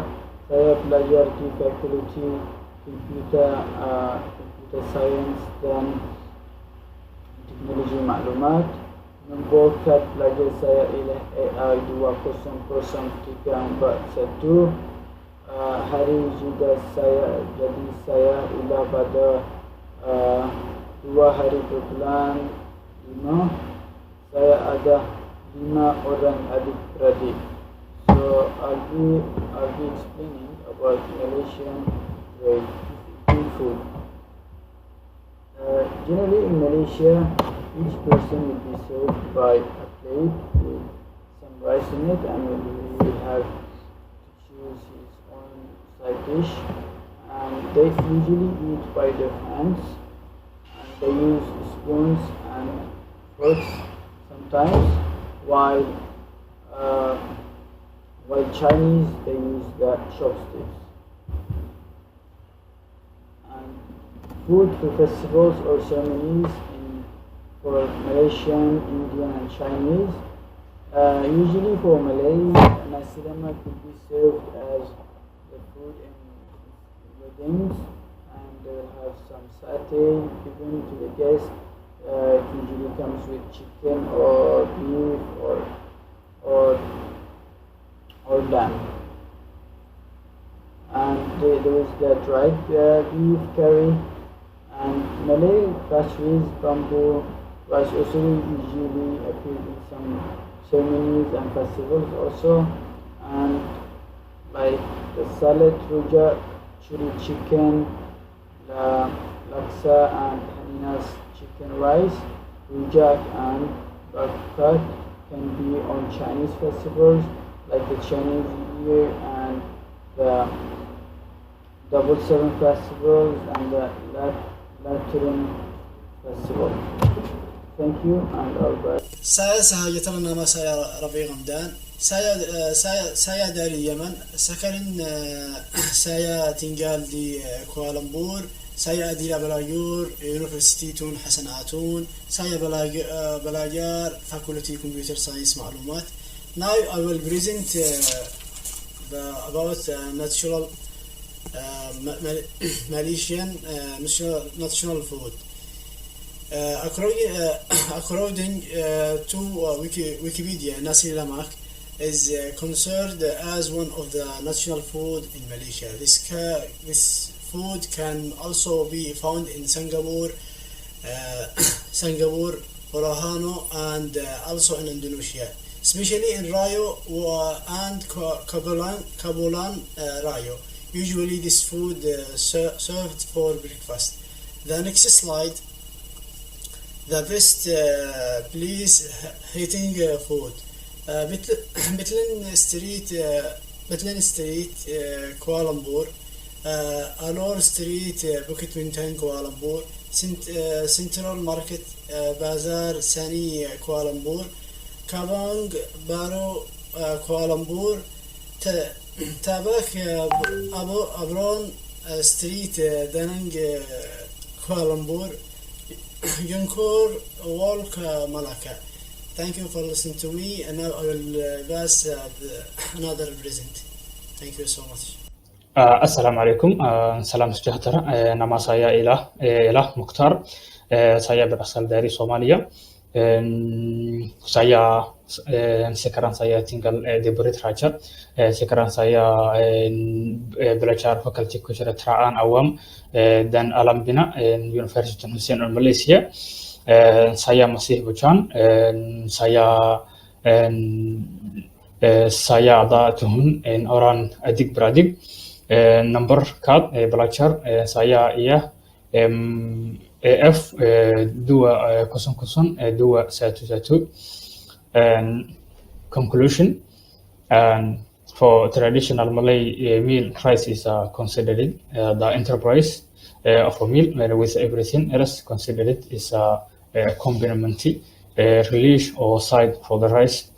Similarities there's a similarities to Indonesian cuisine, in particular some of the regional tradition are from Sumatra.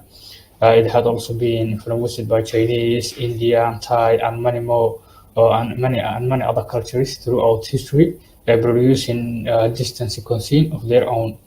Some regional Malay dishes such as arisa and kacang both are examples of influence from Arab cuisine due to the long-standing historical and religious tie. Thank you.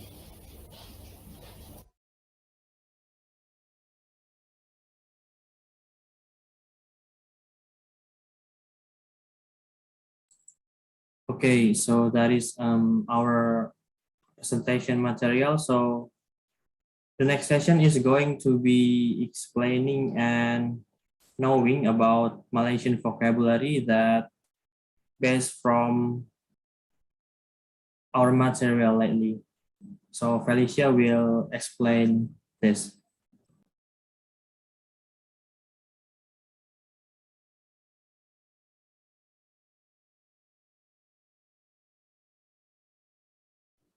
Alicia, please turn on your mic.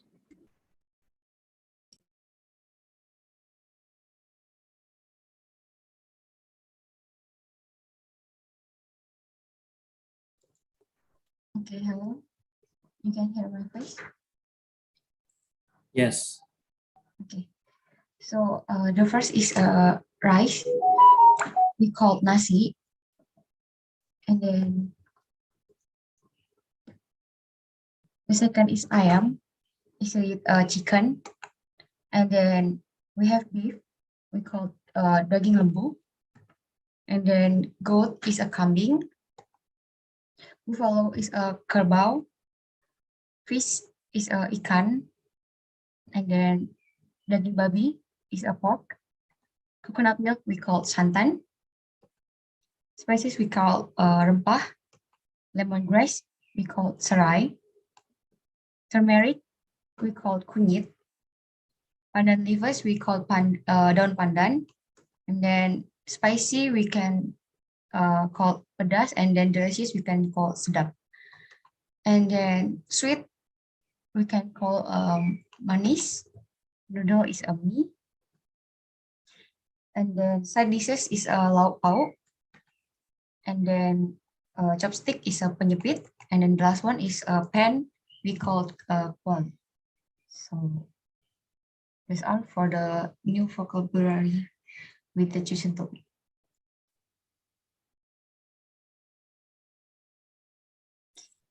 Okay, thank you, Felicia. And the next one, we're going to the quiz session. So Ahmad Sharul will doing the quiz session.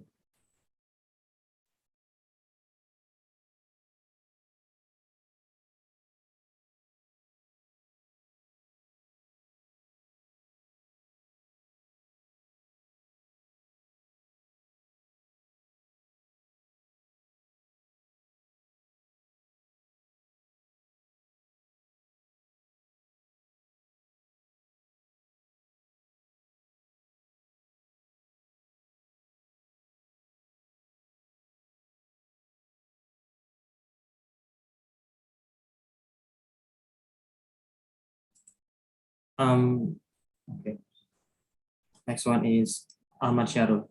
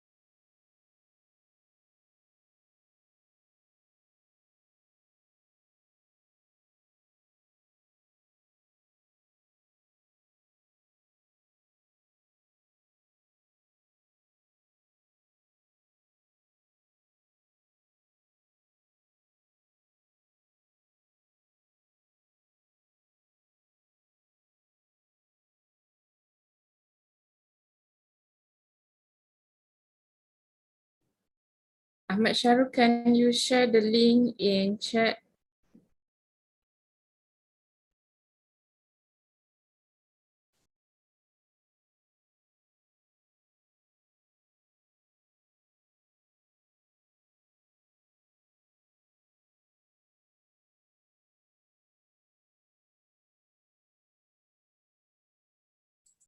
Okay, the link is on the chat box, guys. If you want to join, you can put the link.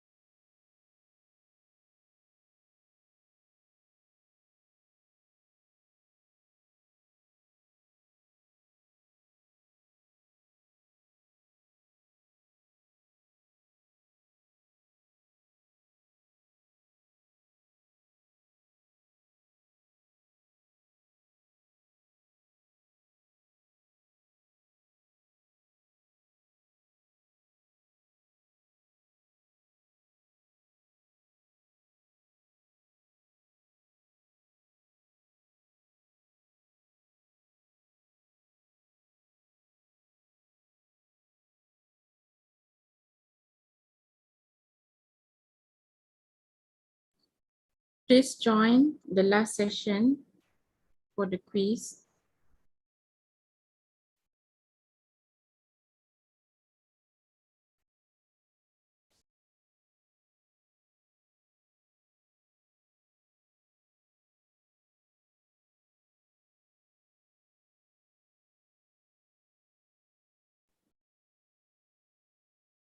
We are still waiting for you to join the quiz. Just click the link in the chat box.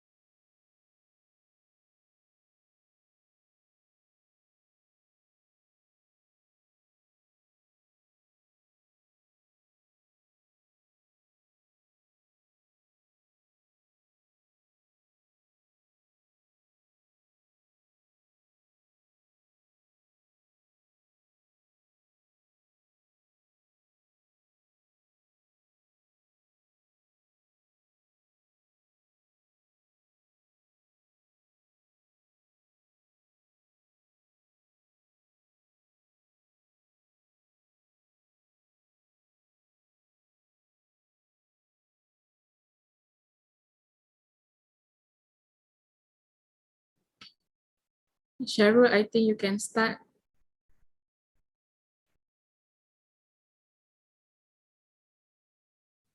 Okay, go.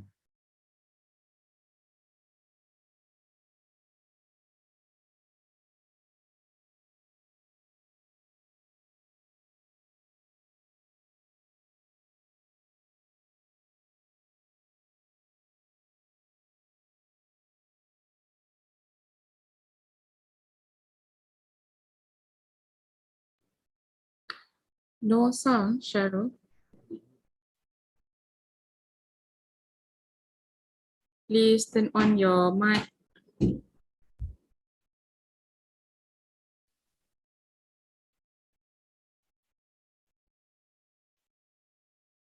Sharul, turn on your mic. Okay, Dada.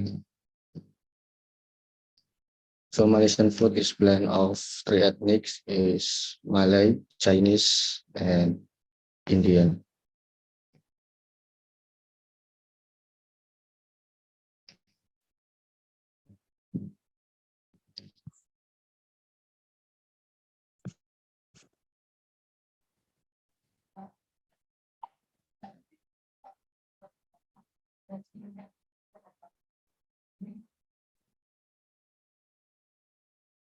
The food below is chopstick, which is used by Chinese, and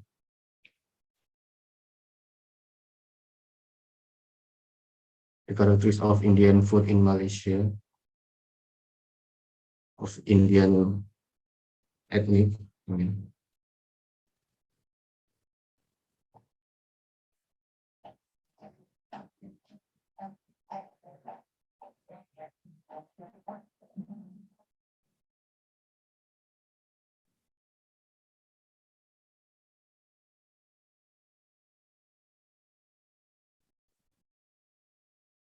So next,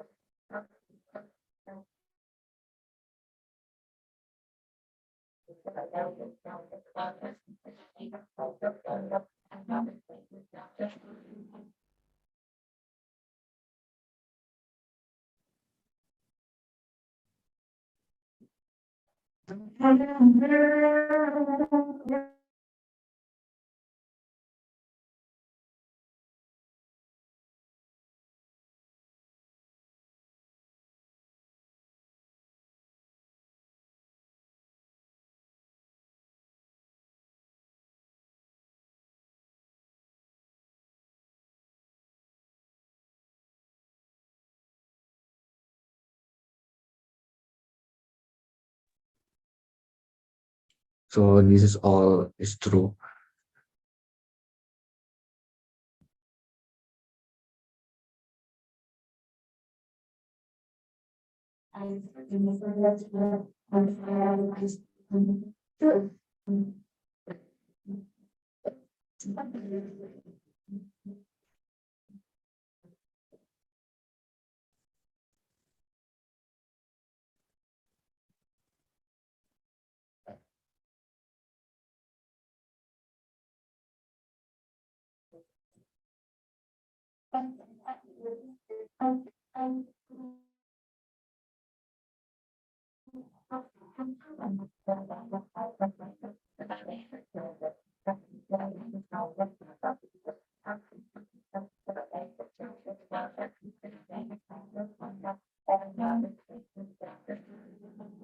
So coconut milk in Malay language is santan.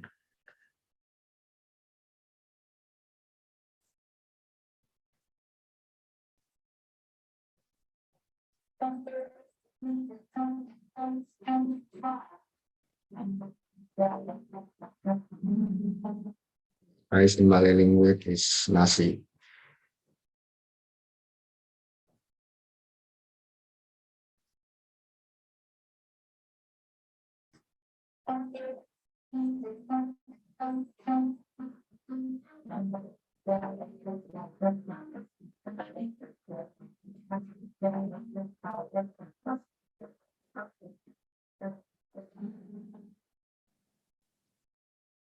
So spicy in Malay language is pedas.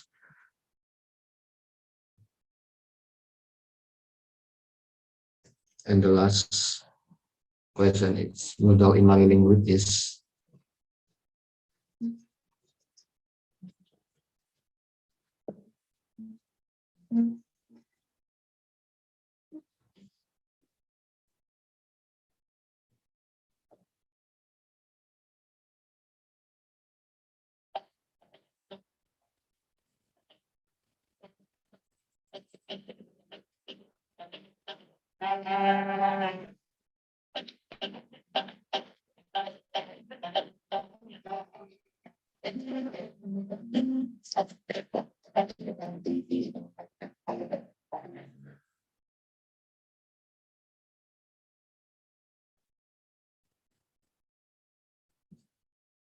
so that for our quiz.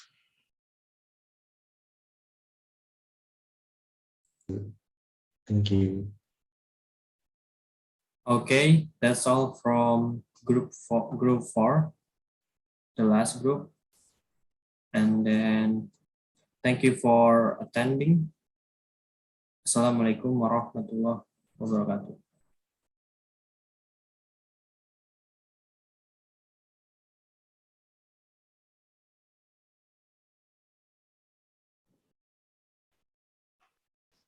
So Raviansha, is it group 4 presentation is finished?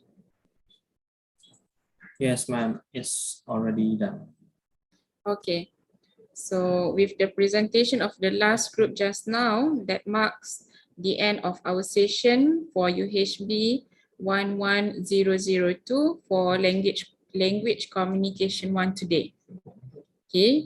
So with the presentation and sharing session today, I hope you will get some information about Malay culture, especially about Congkak, Puteri Gunung Ledang, Malay traditional clothes, baju kurung and baju Melayu, and also Malaysian food. Okay, so I hope that all the presentation and sharing done today have successfully exposed you on the basics of Malay language and culture. And by knowing others' language and culture, we will tend to appreciate the beauty of ours more. Indirectly helps us to become more open and adaptable to in accepting differences with the hope of having a harmonious environment. Okay, so last but not least, okay, thank you to all presenters and participants who have joined our session today. I would like to take the opportunity to apologize for any shortcoming on our part, okay, till we meet again in the next session. Okay, so in the chat box, I will share the link for you fill in your detail to get your e-certificate for the presenting, okay, for the presenter, okay.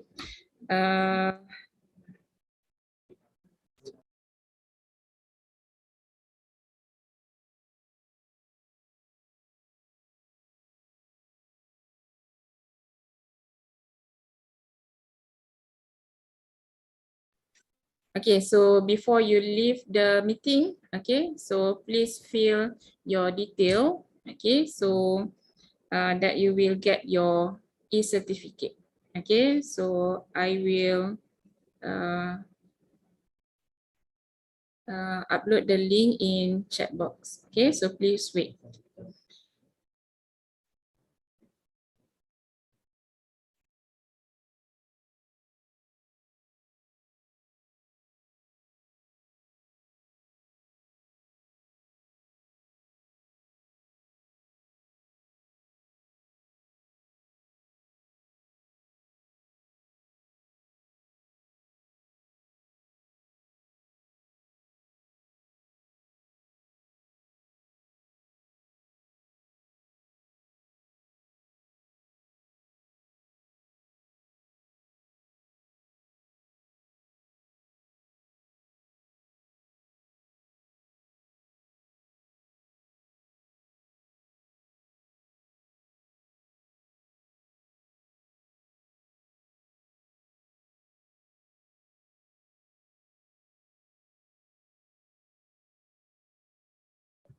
Okay, so the link is already in chat box. Okay, so please fill your detailed information and you will get a certificate.